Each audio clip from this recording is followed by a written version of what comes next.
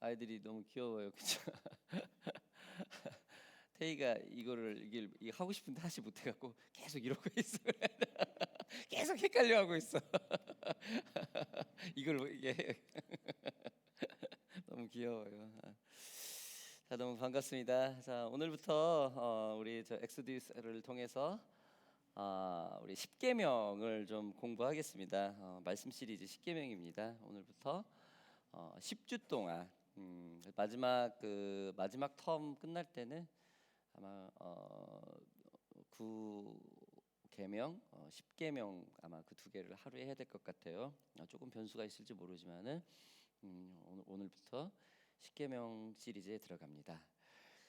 자, 여러분 오늘은 10계명의 그 첫 말씀, 첫 계명과 십계명이란이라는 제목을 가지고 여러분과 말씀을 시작하겠습니다. 여러분, 십계명의 이 의미와 십계명이 가지고 있는 그 순서, 그 개론을 오늘은 그 말씀을 처음 서두로 시작하겠습니다. 여러분도 너무나 잘 아는 이 십계명은 하나님께서 모세에게 시내산에서 이스라엘 백성에게 주신 10가지 말씀입니다. 이 십계명의 의미를 좀 알아보겠습니다. 초기 교회의 예배에서는 예배에 그 도입되었던 그 의식 중에 고백 중에 하나가 사도신경, 십계명 암송, 그리고 주기도문 고백으로 이 세 가지를 반드시 넣습니다. 그러나 요즘 예배에서는 이 십계명이 빠져 있죠. 그래서 사도신경 고백과 주기도문 고백은 합니다. 그러나 이 십계명은 어디로 하고 있는가? 교리 공부하는 대로 빠졌어요. 예배에서 첫 번째 그 사도신경 고백은 하는 의미는 우리가 무엇을 믿는가라는 이런 의미에서 사도신경을 고백합니다. 그리고 이 십계명의 의미는 그것을 믿는 우리는 어떻게 살 것인가라는 의미에서 십계명을 고백합니다. 그리고 이 주기도문은 그렇게 믿고 그렇게 사는 우리는 그럼 어떻게 기도할 것인가 라는 의미에서 주기도문까지 우리가 고백을 합니다. 예배에 딱 한마디로 얘기하자면 이 말이 딱 정설이 되겠죠. 사도신경 고백, 십계명 고백, 주기도문 고백, 이렇게 세 가지로 말이죠.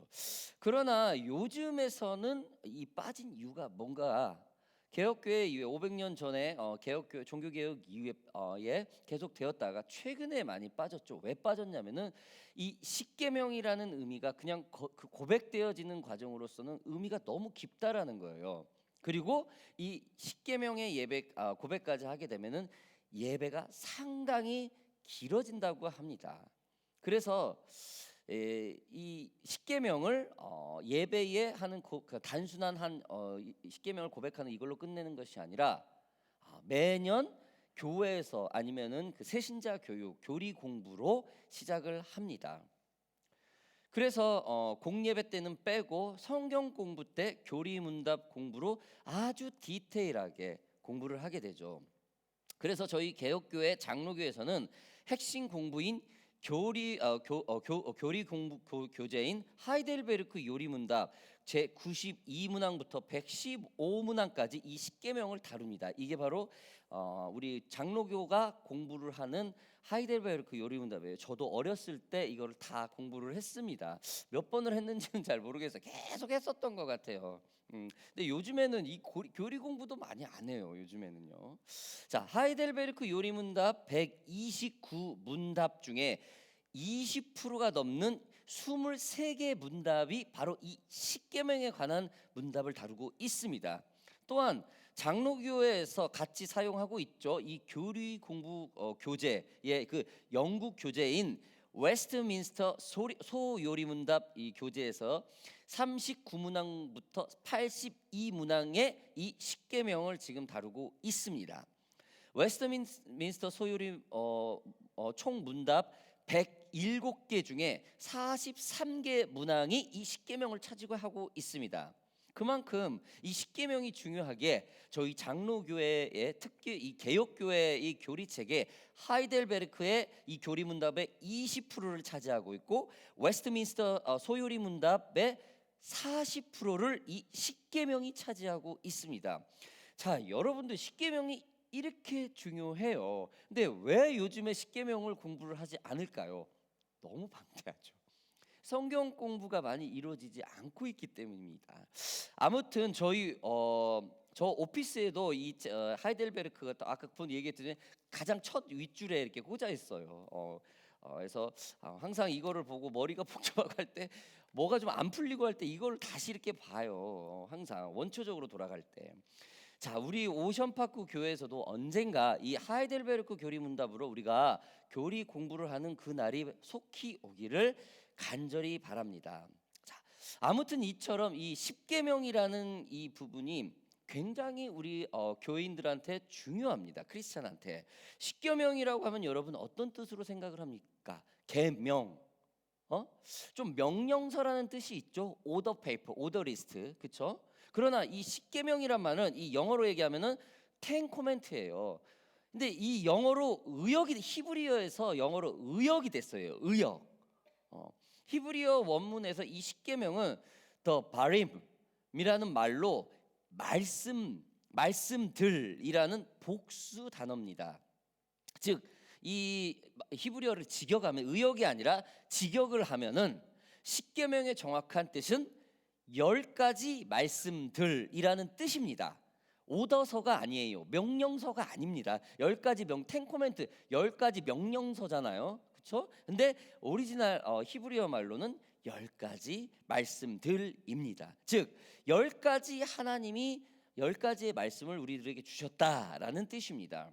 우리는 이 십계명이라는 말을 성서 공의회와 모든 교단과 교회가 인정하는 말이 이 십계명이라는 말입니다. 그래서 오늘 이후에 십계명이라는 말 그대로 사용합니다, 여러분. 그러나 여러분들의 이 정확한 의미는 뭐냐? 하나님이 주신 10가지 말씀입니다. 명령서가 아니라는 거, 이거를 좀 기억해 주시기 바랍니다.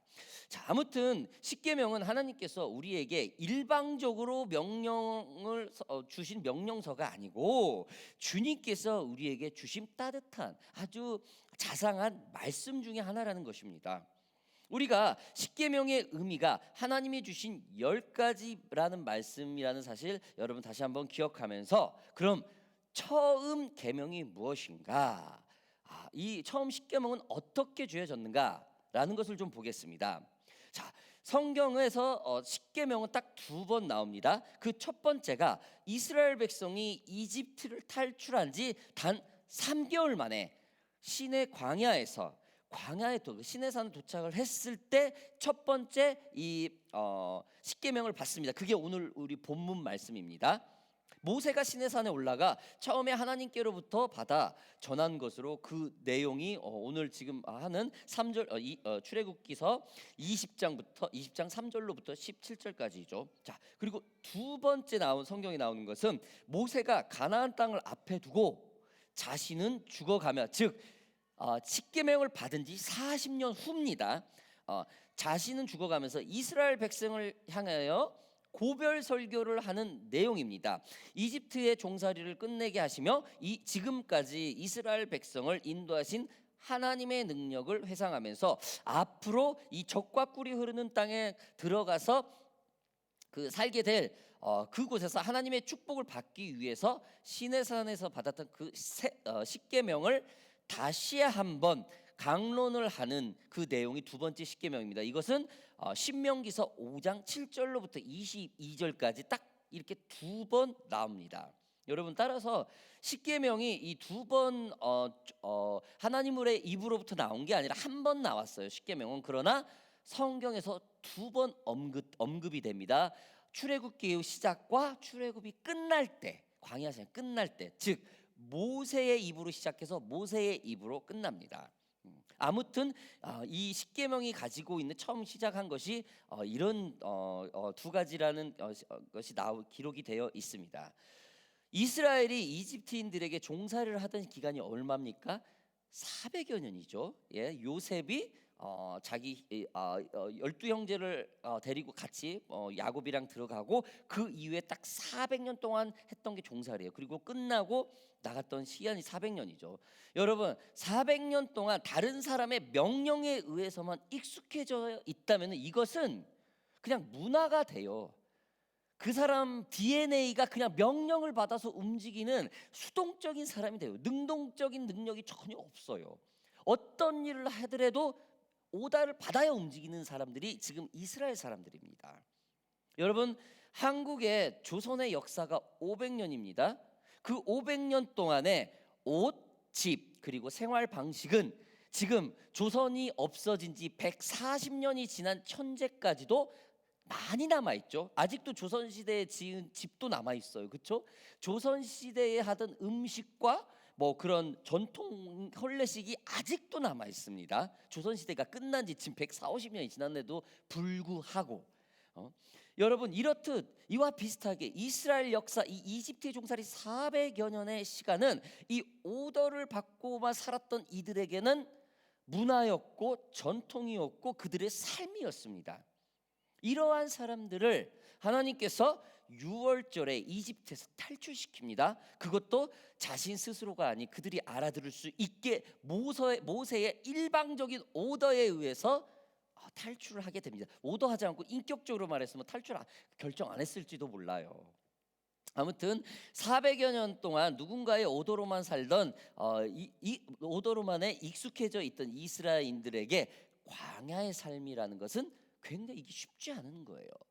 누가 이끌어주던 삶이 스스로 뭐든지 먹을 것부터 입을 것부터 자는 그 잠자리까지 스스로 다 해야 되는 이 삶은 쉽지 않았었겠죠. 무질서와 타락이 이들에게 빈번했어요. 왜? 공허했거든요. 자기가 살았던 자기가 부모로부터 배웠던 오다 받고 움직였던 그런 삶이 하나도 맞지가 않았던 거예요. 이 광야의 삶인. 그래서 이들은 엉뚱하게 무질서와 타락으로 가게 되죠. 이스라엘은 불순종과 불순종을 반복을 하게 됩니다. 언제요? 이 3개월 동안. 참 짧은 시간에 참 별일이 다 있었겠죠. 예?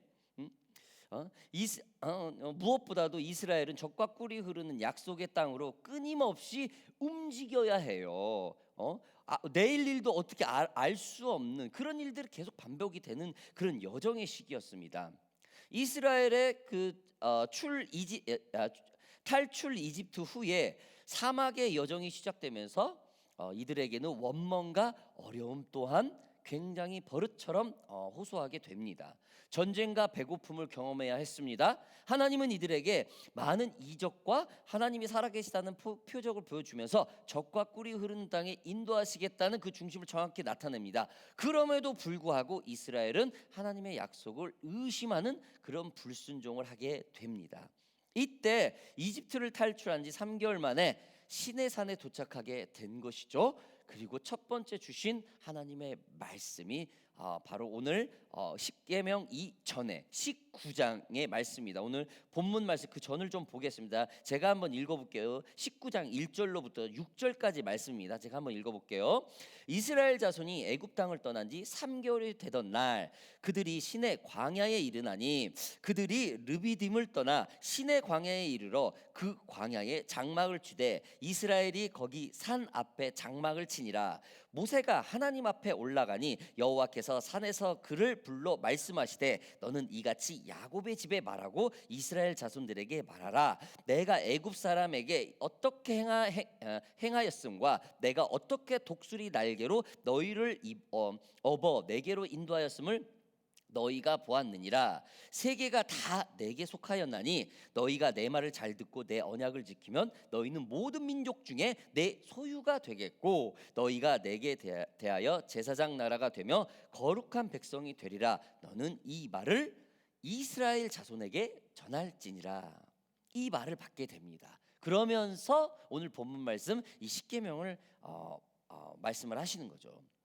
이집트를 탈출한 지 3개월 만에 하나님이 이스라엘에게 주신 10가지 말씀이 십계명이라고 우리가 초반에 말을 했습니다. 여러분 3개월 만에 하나님의 음성이 들렸어요. 엄청 빠르지 않습니까? 빠르지 않아요? 여러분도 기도하시죠? 저희도 기도해요. 평생을 기도하고 살았어요. 요즘을 사는 우리에게도 하나님의 응답을 기다릴 때는 몇 년이 걸릴 때가 있어요. 그렇죠?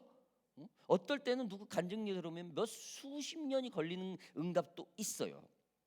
이스라엘 전체가 체계적인 룰과 안전하게 건강하게 그 광야를 약속의 땅으로 인도 당하기 위한 하나님의 말씀이 그 응답이 단 3개월 만에 임했다는 거예요. 여러분, 하나님은 말씀하시는 하나님입니다. 믿으십니까? 여러분들 지금 기도하고 있는 거 반드시 응답이 있습니다. 믿으시기 바랍니다.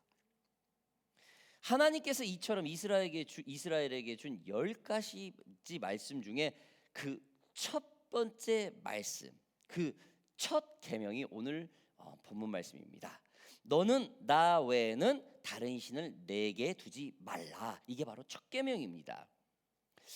여러분, 이스라엘의 그 모세 율법에는 그 율법의 종류가 613개나 된다고 해요.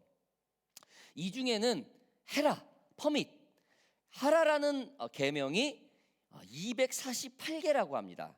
Don't do, 하지 말라라는 계명이 365개라고 합니다. 이게 합쳐서 613개래요.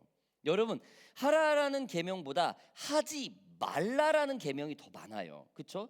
그만큼 사람은 하지 말아야 돼야 할 것들이 더 많은 어떤 불순종의 그 경향이 있는 존재인가 봐요.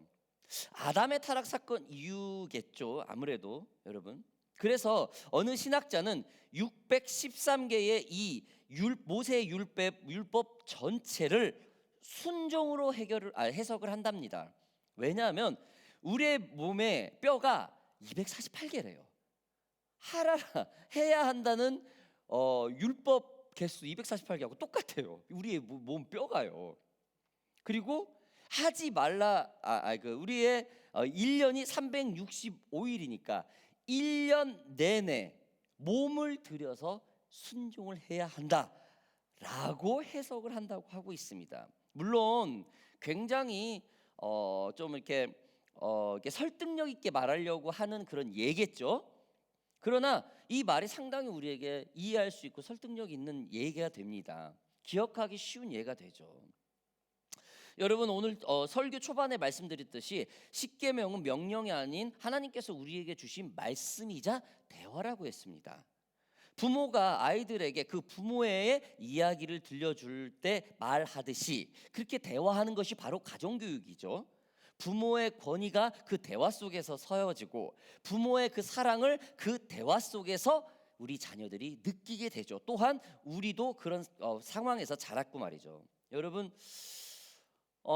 저는 이번 한국 여정 동안에 아내와 자녀들을 데리고 저희 아버지 집을 방문을 했죠. 거기에서 대화를 했습니다. 이렇게 할아버지하고 손주 며느리하고 이렇게 대화를 하는데 어떠한 대화의 쉐어 포인트가 있겠어요? 그렇게 많지 않아요. 그런데 몇 시간 동안을 그렇게 아버지가 의자에 앉으시고 그 아이들은 이렇게 바닥에 앉아가지고 할아버지를 부르면서 이렇게 대화를 상당히 오래 했어요. 저는 그 모습이 굉장히 익숙해요. 어렸을 때부터 아버지가 늘 웃으면서 자상하게 얘기하는 것을 저렇게 턱 받치고 이렇게 항상 듣고 그래서요. 그랬어요. 막 이렇게 해서 이런 데 굉장히 익숙해졌었죠. 그러나 할아버지와 손주와 며느리는 익숙하지 않은 상황이었겠죠.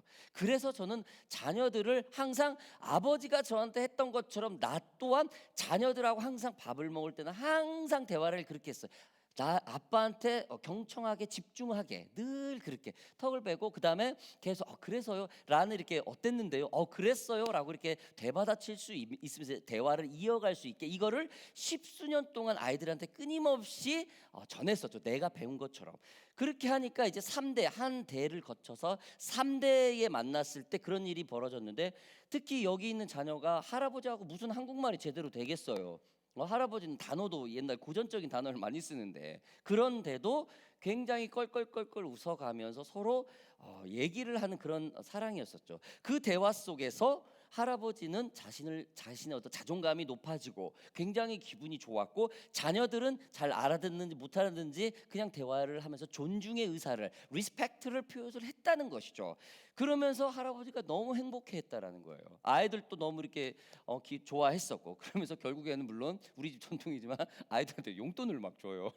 우리 집 가면 무조건 돈 먼저 이렇게 줘요. 그러니까 아이들이 너무 좋아하더라고요. 돈까지 이렇게 주는 결과가 벌어지니까. 아무튼 여러분, 상대의 말을 잘 듣고 경청을 한다는 것은, 이거는 서로의 리스펙트가 형성이 되는 증거가 됩니다. 여러분, 상대의 기분을 잘 맞춰주고 상대의 대화를 들어준다는 것은 이 행복의 시작이죠. 행복의 시작은 뭡니까? 서로 대화죠. 릴레이션십이죠. 이거에부터 시작이 되는 거죠. 하나님이 우리에게 주신 이 첫 번째 계명이 바로 아가 내 말을 좀 들어라 면서 주신 계명이 첫 번째 말씀이다. 너는 나 외에 다른 신을 내게 두지 마라. 저는 이번 이 십계명 시리즈를 준비하면서 지금까지는 이 십계명이 하나님의 아주 강한 어투, 위대하고 전지전능한 하나님의 법이자 어떠한 절대 권력자, 창조자의 말씀으로만 인식이 되어져 있던 이런 생각이 조금 관념이 바뀌게 됐어요. 하나님이 이 10가지 말씀을 우리에게 주실 때 너는 나에게 나 외에는 다른 신을 내게 두지 마라 이런 게 아니라 아가, 아들아, 너는 나 외에 다른 그 신들을 네 인생에 두지 마 라는 이런 아주 자상한 말이요. 너는 나 외에 다른 신을 내게 두지 말라. 여러분, 이 대화를 볼 때 어때요? 꼭 연인 사이 같지 않아요? 사랑하는 남녀 사이 대화에 좀 뉘앙스가 있지 않습니까? 꼭 결혼식에서 서로 평생을 같이 하겠다는 그 서약서 같은 그런 말이요. 나는 꼭 이러는 것 같아요. 다른 사람, 나 외에 다른 사람 만나지 마. 나만 사랑해야 돼. 나만 평생 함께 해야 돼. 라는 그런 어떤 그런 뜻이 있지 않습니까? 너는 나 외에 다른 신들 내게 두지 마.